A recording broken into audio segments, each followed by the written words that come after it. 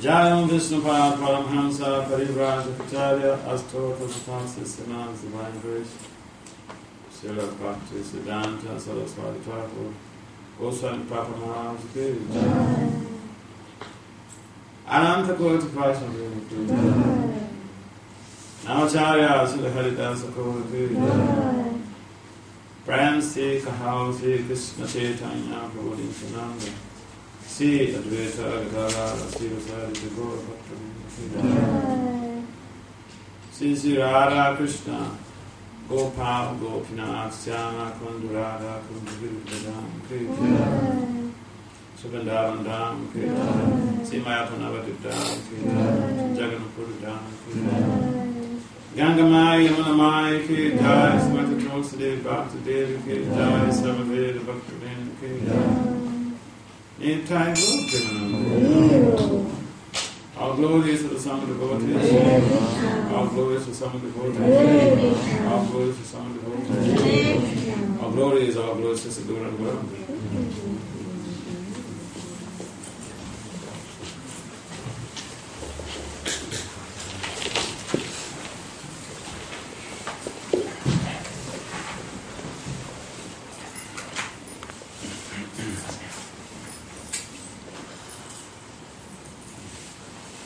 Om Namo Bhagavate Vasudevaya. Om Namo Bhagavate Vasudevaya. Om Namo Bhagavate Vasudevaya. Om Namo Bhagavate Vasudevaya. Om Namo Bhagavate Vasudevaya. Om Namo Bhagavate Vasudevaya. So Srimad Bhagavad Gita as it is. Chapter 4, text 11. This is a very popular text. Popular verse in the Bhagavad Gita. Almost everybody memorizes this verse. But today we're going to discuss this, to see what we can share in this in Prabhupada's purpose. So, and it's all happened here in Eastern Cape Town. So, text 11 of Bhagavad Gita, chapter 4. I think some of you know this verse offhand. Ye yatamam prapadyante tams tattaiva vajanyam mama vatbanu vatante Manusya Pata Savasaha. Translation. As all surrender unto me, I reward them accordingly. Everyone follows my path in all respects. O son of creature, please kindly respond to repeat. As all surrender unto me, I reward them accordingly. Everyone follows my path. In all respects. O son of creature. So let us listen with rapt attention of Prabhupada Papa's purport or commentary of Srila Prabhupada, Father Acharya of ISKCON. His commentary on this very text, this very verse that Krishna is speaking to Arjuna. Everyone is searching for Krishna in different aspects of his manifestations. Krishna, the Supreme Personality of Godhead, is partially realized in his person of Brahma Jyoti effulgence as the all-pervading super soul dwelling within everything, including the particles of atoms. But Krishna is fully realized only by his pure devotees. Consequently, Krishna is the object of everyone's realization, and thus anyone and everyone is satisfied according to one's desire to serve him. In the transcendental world, also Krishna is reciprocal. Krishna reciprocates with his pure devotees in the transcendental altitude, just as devotee wants him. One devotee may want Krishna as Supreme Master, another as his personal friend, another as his son, and still another as his Lord. Krishna rewards all the devotees equally according to their different intensities of love for him. In the material world, the same reciprocations of feelings are there, and they are equally exchanged by the Lord with different types of worshippers. The pure devotees, both here and in the transcendental abode, associate with him in person and are able to render personal service to the Lord, and thus derive transcendental bliss in his loving service. As for those who are impersonalists and who want to commit spiritual suicide by annihilating the individual existence of the living entity, Krishna helps also by absorbing them into his effulgence. Such impersonalists do not agree to accept the eternal blissful personality of Godhead. Consequently, they cannot relish the bliss of transcendental personal service to the Lord, having extinguished their individuality. Some of them who are not firmly situated in the impersonal existence return to this material world, to this material field to exhibit their dormant desires for activities. They are not admitted into the spiritual planets, but they are again given a chance to act on the material planet. For those who are fruitive workers, the Lord awards the desired results of their prescribed duties as Jageshwar. And those who are yogis seeking mystic powers are awarded such powers. In other words, everyone is dependent for success upon his mercy.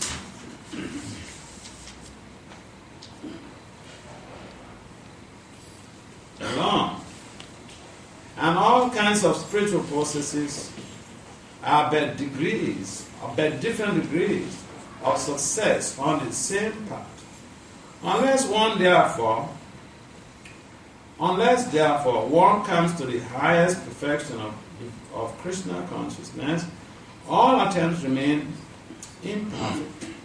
As it is stated in the Srimad Bhagavatam, Canto 2, Chapter 3, Text 10. Akamo sarakamo va, moksha kamo dharati, tivrina bhakti yogina, yajante purusa param. Whether one is without desire, the condition of the devotees, or is desirous of all fruitive results, or is after liberation, one should with all efforts try to worship the Supreme Personality of Godhead for complete perfection, culminating in Krishna consciousness.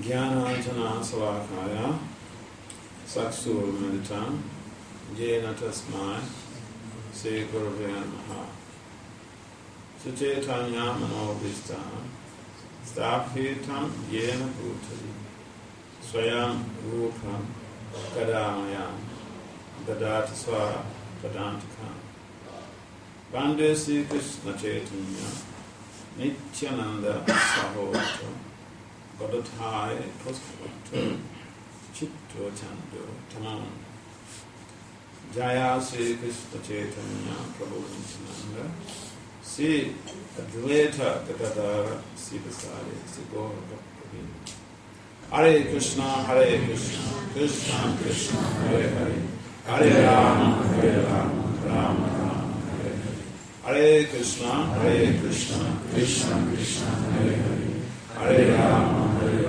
Rama Rama Hare Hare.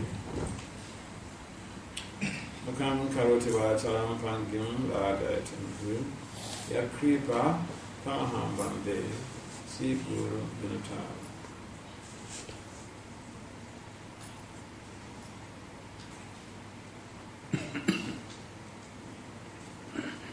Namo Vishnu Padaya Krishna Pistaya Bhutale Srimate Bhaktivedanta Swami Nitina Namaste Saraswati Devi Gauravani Charani Anta Kalpatari Nitya Jaya Vacha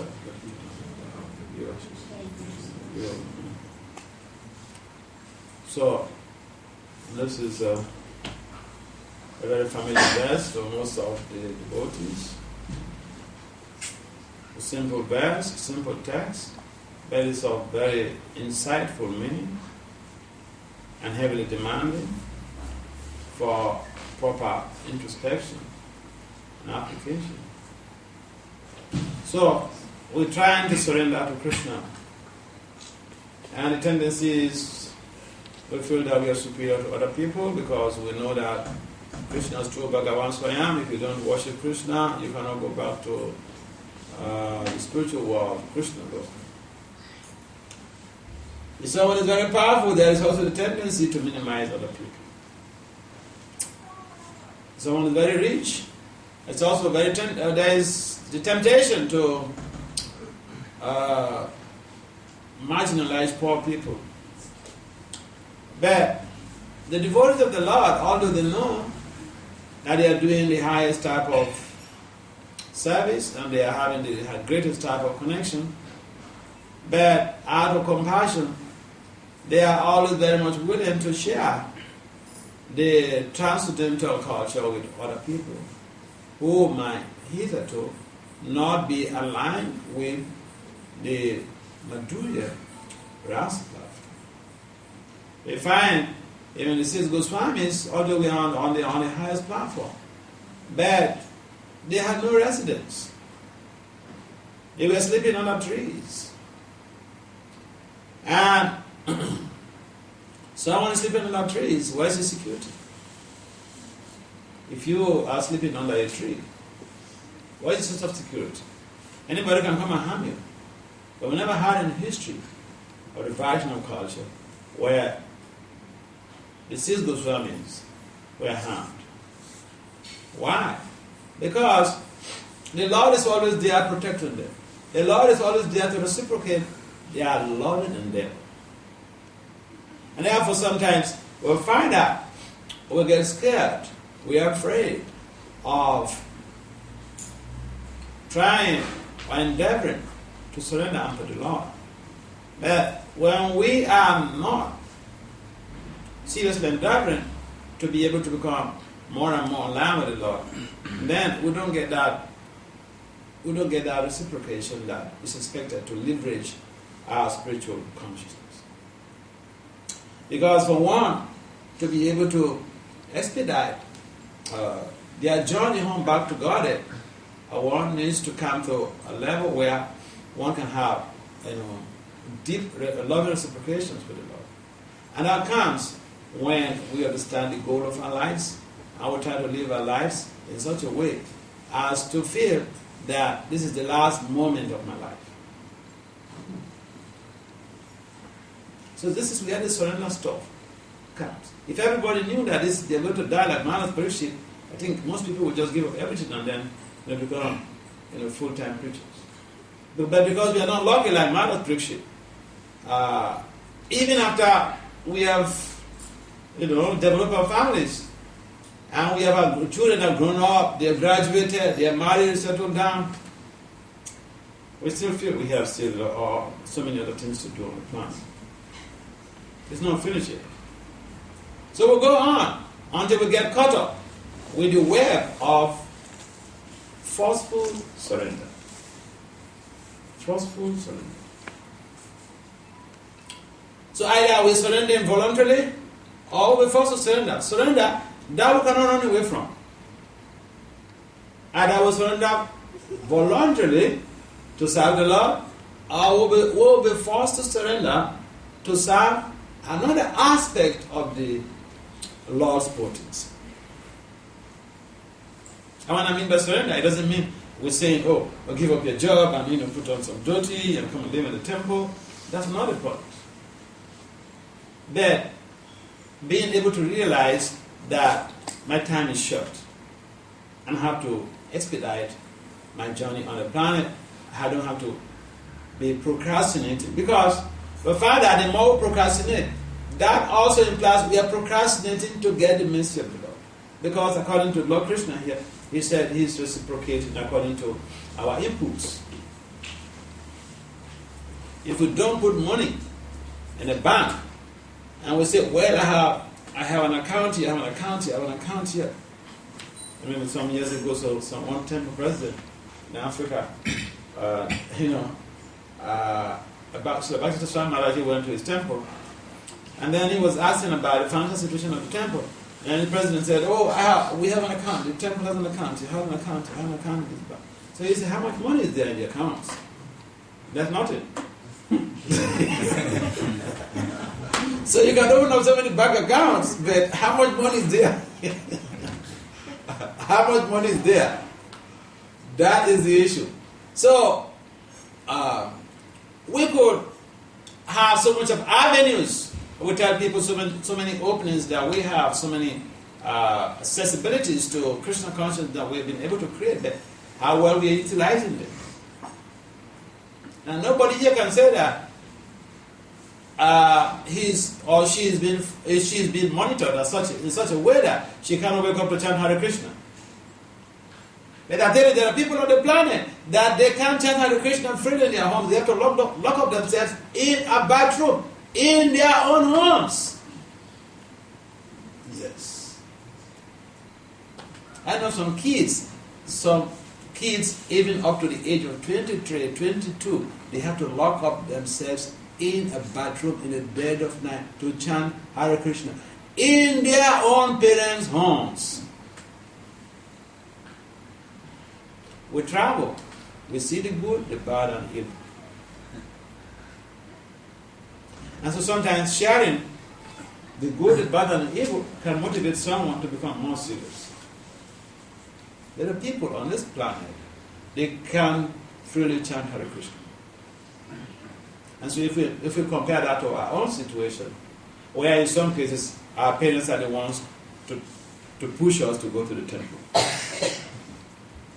So compare that to a situation where someone is not allowed to chant Hare Krishna. And it's not just a baby. So look at our great fortune. Therefore, surrender basically implies utilizing the opportunities we have now to maximize our spiritual perfection. And we don't have to wait until when we become 70 years. How many people are going to live up to 70 years? We're not sure.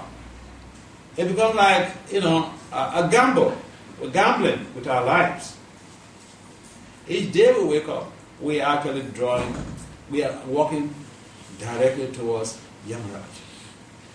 Each day we say good morning. It is not really a good morning.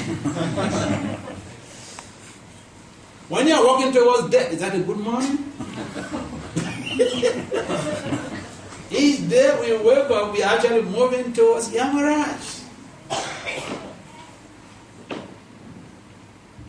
We are all endangered species on this planet. This is multi-local. So when we come together like this, sometimes it's good to be very frank with ourselves. When we meet some new people, we can pamper them and tell them, life is very good. I mean, do whatever you want to do, just give some more time to Krishna. But it's just a way of motivating people to come close. But when they come close, after they stay hung out for some time, we open up the real bitter truth. Because sometimes some of the pills are so bitter. I mean, I know of one tablet when I was a kid in Africa, and I was like, oh my God, it's anti-malaria tablet, quinine or something like that. And it's so bitter. Parents have to put it in some type of food that the kid has to swallow because it's so bitter. So we take up remedies to be able to rectify a temporary misuse. But the remedies are not lasting. They're not sustainable. And therefore, Krishna is bringing to bear that, if you want to do a patchwork, in America, some parts of your vehicle to replace it, it's better for you to buy a new vehicle. Because, it's not a place where we have mechanics and all this stuff of things all over the place that fix cars and all those type of things.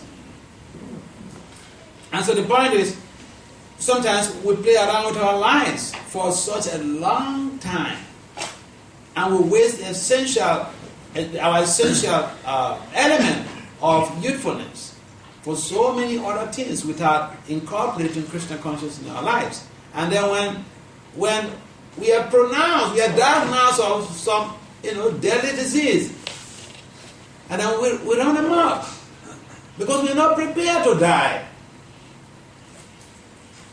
We have been procrastinating. We're thinking, I'm going to live to up to 80 years. Then I'll start Chinese system now. Then I'll start following the 4 principle. Then I'll start going to temple regularly. Then I'll start reading Prabhupada's books. Then I'll start participating in Sangha. Now I'm very busy. So everybody seems to be busy in the material world. But we are all busy walking towards Yamaraj. That's the conclusion. All of our efforts is simply to speed up our process of getting close to Yamaraj. But the devotees' effort are to expedite the process of their becoming fearless.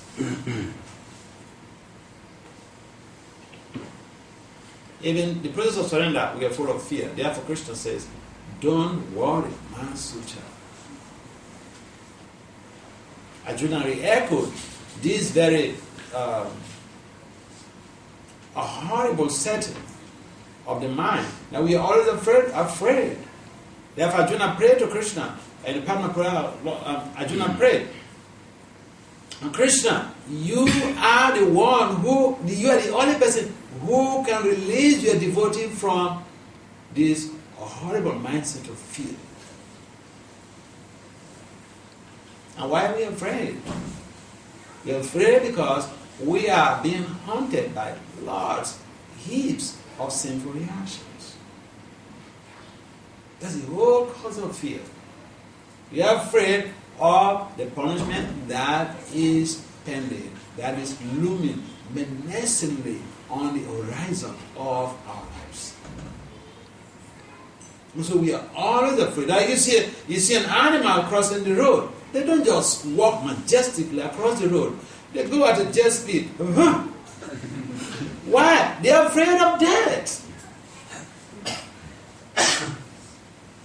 Arjuna prays, Krishna, Krishna, Mahabaho, Bhaktanam Abhayankara. He said, you are the only one who can instill fearlessness in the hearts of your devotees. And so if we don't understand that, we need to dislodge or dispel this fear in our lives by surrendering to Krishna.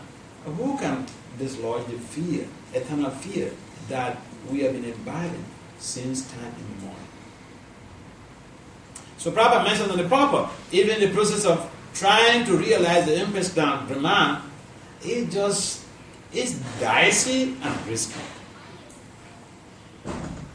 Why? Because you made into the so-called Brahman effulgence. Again, you have a risk of falling back to the material world to become a philanthropist. That is factored. Therefore, the devotees are not interested in the so-called impersonal realization. So again, we have to understand that even those who are prosecuting impersonal realization, Krishna said they are on this path. So we don't have to condemn somebody. We should be very serious with ourselves. But with other people, we could be flexible. We could figure out ways to motivate them to move on. But with our own selves, we should be very serious with our own lives. In other words, be serious with your lives, but be flexible with others. Instead of just criticizing everyone else, we should criticize our lives. We should criticize ourselves.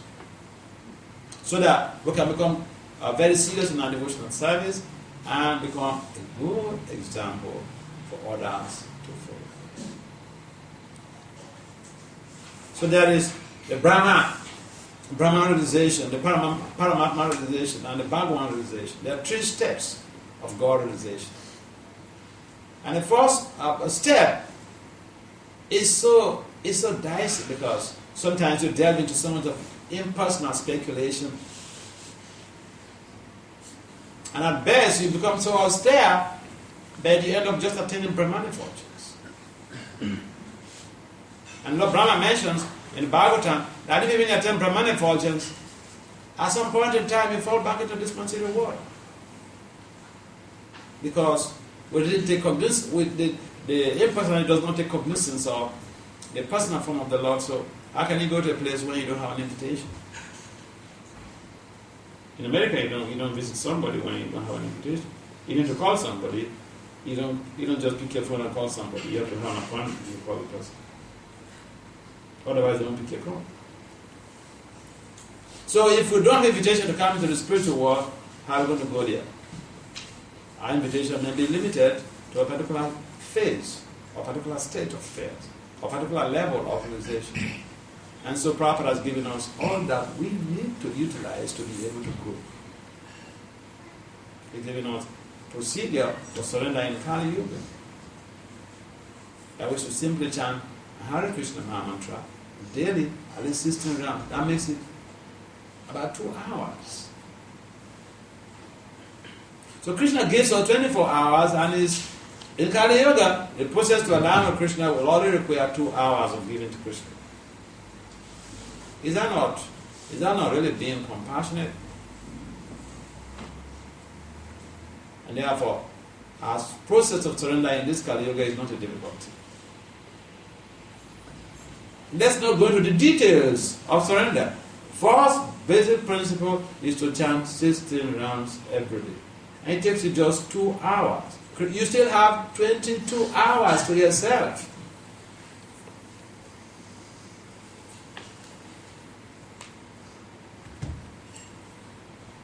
And so, what's our complaint? Sometimes people say, I don't have the time. I ask them, so how many hours is this for work? 8 hours. How many hours is this for sleep? 6 hours. 6 plus 8 is what? 14. And you try to analyze the whole 24 hours, and then later they come and say, oh, I'm sorry, Swami, I didn't use my time properly. So, the surrender is not requiring a big deal in Kali Yuga. It's just a process to begin with by purifying the tongue, and which helps to purify the heart, purify the mind, the senses. And it looks like a joke. We'll be moving towards, the ultimate goal. Yes, you're just chanting. It looks like a joke. Where will this take you to? But there are a lot of changes that go on within our system just by this process of chanting. So, what you think is not requiring us to give up our homes or give up our services to community, but just to be able to incorporate this sadhana bhakti in our lives. And of course, there are some people who want to really give their lives to helping to propagate these teachings to others. They're super merciful. Then we welcome such people to become full-time. Otherwise, there are no hard and fast rules, Papa would say. There are no hard and fast rules at all. So, we have to look at the whole situation, introspectively, and understand that Krishna simply wants everybody. He mentions here, Akama Sava Kamova, Moksha Kamutarati, Tivrana Bhakti Yogina. Whether you have multiplicity of desires, Krishna said, come to me. Whether you don't have no desire, you have no desire, he said, still you're free to come to me. The impure desires and the pure desires, we are eligible to, make an appointment with Krishna. There are no restrictions. There is no bar. Oh, you must have this type of qualification before you come to see me. Hey, I'm Krishna's too, Bhagavan Swayam, Supreme Personality of God. You want to see me? You want an appointment with? No, this is your qualification. He said, no qualification. You are full of desires, he said, come. You have no desires, still you are free to come. What's our excuse? And so, this is the beginning of the year. We should be taking positively how to utilize the rest of our lives wisely. Because where's the wisdom in not taking advantage of the real human form of life? This human form of life, before we attain it, it's been a big struggle, man. A big one. If you read the Bible time, it gives you explication, details on how the soul evolves to the human platform. It's a long journey. When you go on a long flight, you become very tired and sometimes completely useless for some hours at your destination. So it's a long journey. We have come to this human platform. Therefore, this rare opportunity, we should not abuse it. It is very easy to abuse the human platform. I think we have many more important projects in this life. But all of our projects in this life could we could still incorporate chanting in those projects. Krishna is not asking too much, just 2 hours. Imagine someone gives you 24 billion rands to set up your own business. And you have flourished so much. And he comes back to say, my friend, I'm poverty stricken. Can you lend me 20,000 rands? And then he said, I will think about it. He gave you 20 millions or billions. And he comes to say, I'm bankrupt. Can you lend me some money? It's so minimal. And so we should think about this. You have to pay for the price of oxygen. How many of us will be living? How many of us will be living? And so Krishna is calling us. It's not requiring us to make some major jacket. Definitely we'll claim we don't have the money. It's not asking us to come and build some, heavy temple and worshiping with gold ornaments. Kali Yoga is the simple process of surrender is to turn Krishna's limits. And we'll be able to transcend all of these lower levels or other levels of God realization, the Paramatma stage. Even the Paramatma stage, you want to be a yogi, it could be very confusing. It is easy for people to read the Vedic literature and say, well, people who are searching for God, they go into the forest to perform austerity, to perform meditation, to chant Om Namo Bhagavate Vasudevaya. We need some guidance. Otherwise, the senses can't really, sway us from the proper path. It is true that perfection is to do that. But in Kali Yoga, the only process that is required for our self-realization is just a simple, tested, result-oriented process. Chanting of the Hare Krishna mantra. The processes of self-realization have always been different in each and every yoga. In the Kali Yoga, it's different. In the Dwapara Yoga, it was different. In Treta Yoga, it was different. Satya, of course, was different. Why? Because people lived in different phases, and the age of the lifespan was different. Intelligence was different. The ability to focus was different. In Kali Yoga, we can't even sit down for more than 1 hour without fidgeting. And then the mind will, if you will not physically fidgeting, the mind will be fidgeting.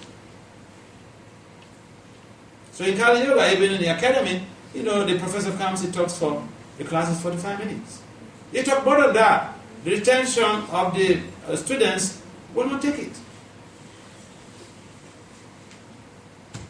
So we have so many disadvantages in Kali Yoga that one major advantage is that the process of surrender in Kali Yoga is very simple. And it's just to chant Hare Krishna. And anybody can do this. No matter how busy you are, you can do it.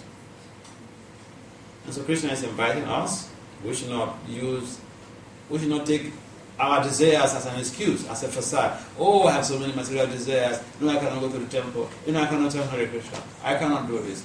No, it's not required. Krishna mentions here in the Bhagavatam that anyone, whether you're full of material desires, you don't have any desire, he said, you are invited.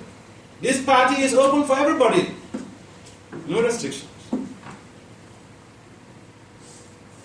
Surrender is very, very difficult. No, it's not difficult. Just chant Hare Krishna and do whatever you want to do. But don't go back to simple activities. And you get higher results. So again, the reiteration here is that this is the beginning of the year.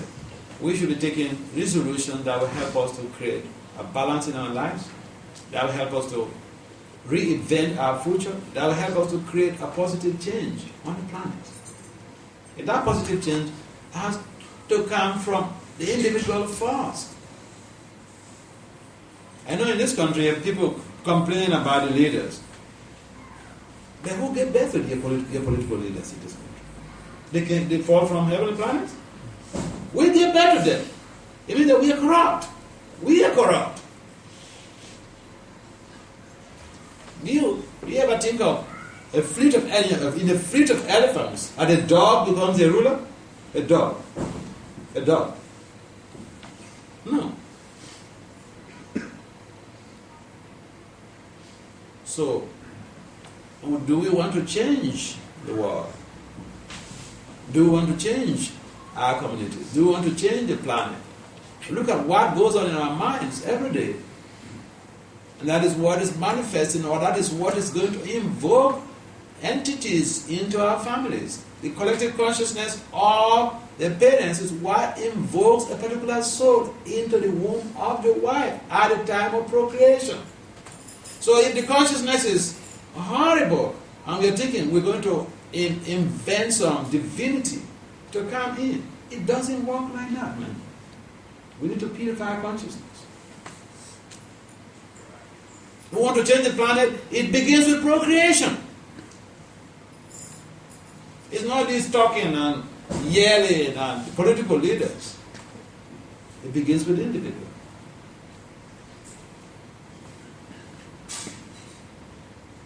We have the secrets. We should leave those secrets, and we should share those secrets to the world to create a positive change on the planet. If we want to surrender to Krishna, Krishna is very much ready to open up his doors for us. But if we do not want, what can Krishna do? He cannot. In love relationship, you don't force your loved ones.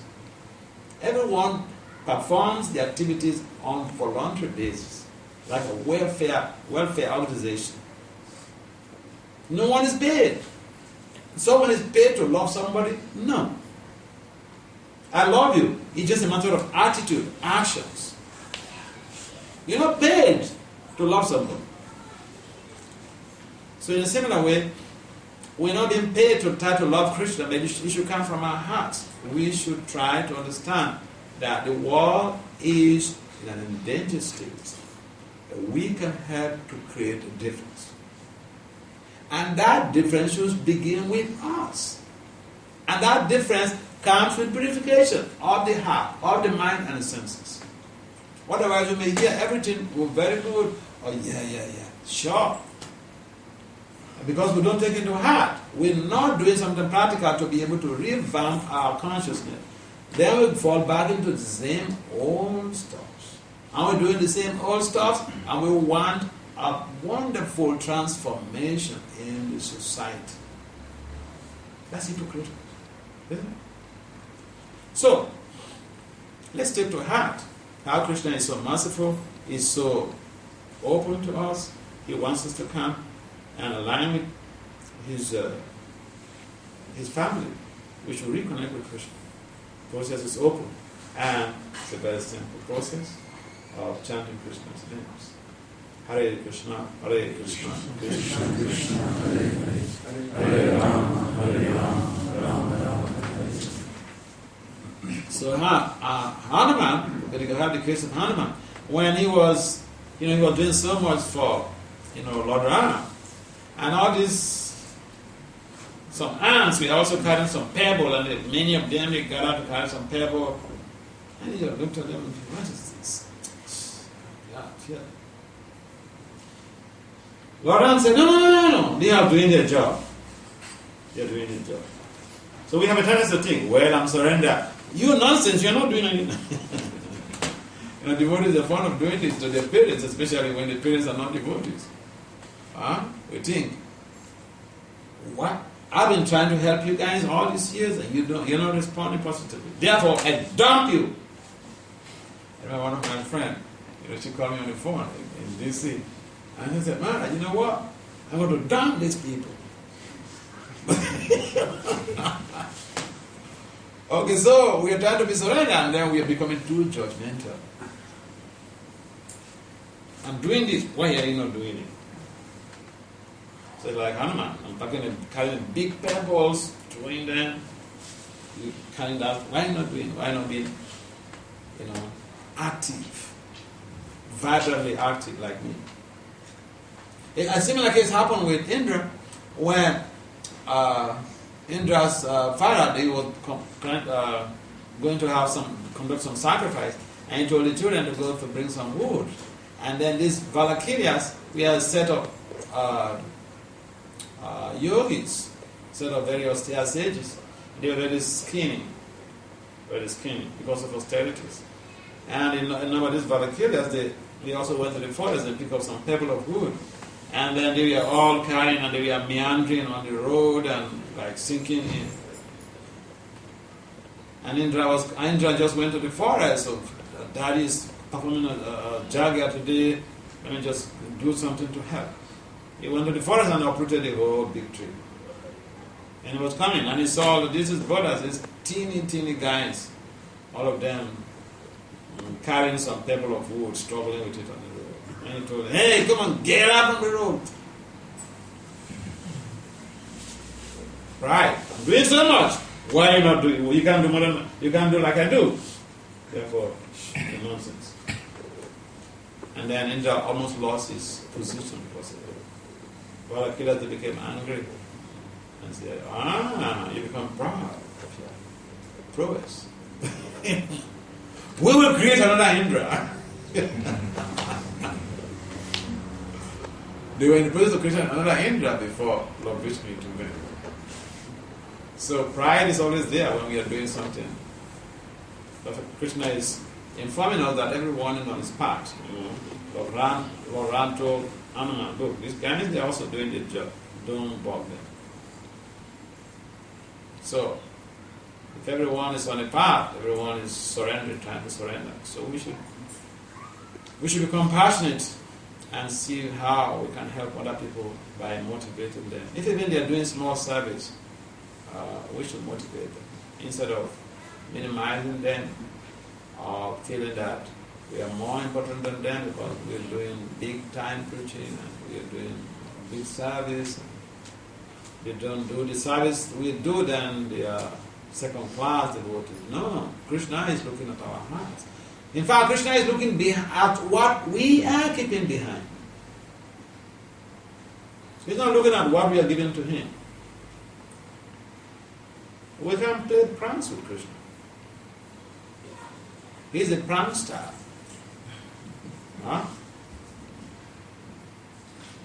So we can't just give him something on. Okay, for instance, if someone is having maybe 40 million rands, he earns 40 million rands every month, and he brings 10,000 rands to the temple president every month. This is a big donation, no? The Christian is not looking at what you are giving to him, looking at what you are giving behind for yourself. That is the sacrifice. That is the devotion. That is the surrender. Sacrifice. All right. Any comments or questions? Yes, go ahead. Thank you so much. I'm thinking whether you're very new to Krishna consciousness or even a senior devotee, you can get instructions by reading Prabhupada's books or from your own spiritual master. But can you comment on how important it is to additionally be in contact with some local authority or some senior devotee very close to your physical vicinity and get instructions and service from them? Yeah, it is very important that even you have a spiritual master, that you connect with the local authority. I remember some years ago when I was a few years in the movement, so I was serving in Africa, and I was in Lagos, in Nigeria, and there was a Mataji who was initiated. The Guru visits once or twice a year. And in one of the classes that when the Guru came and she raised this issue of, so Gurudev, you're not physically here and I really want to please you. So, how do I really please you? So our Guru said, do you have a temple president here? She said, yes. He said, approach the temple president and get some service. If he's pleased, then you know that Krishna is pleased with you and I'm pleased with you. So we need some connection. We should not think that the same authority are the ones who are going to recommend you for initiation. The Guru in India is not the one who's going to recommend you for initiation, it's your local authority. So we should have a culture of respect. We don't lose anything by being respectful. And we don't lose anything. We stand to gain a lot by connecting with other devotees. Because even at the time of death, your Guru is not the one, may not be the one who's going to be by your bedside, It might be some local people around you. So we should connect with the local devotees around us also. So that we have that type of loving exchanges. And when a Guru comes, we'll be very happy that there is that cooperation which Prabhupada wanted in his movement. Yeah. That's a nice point to raise. Yeah, so it is important for us to have that type of connections within our local settings also. We should be cooperative, work together, because afterwards this is Prabhupada's movement, and we should see each other as a means for our own growth. So we may say, well,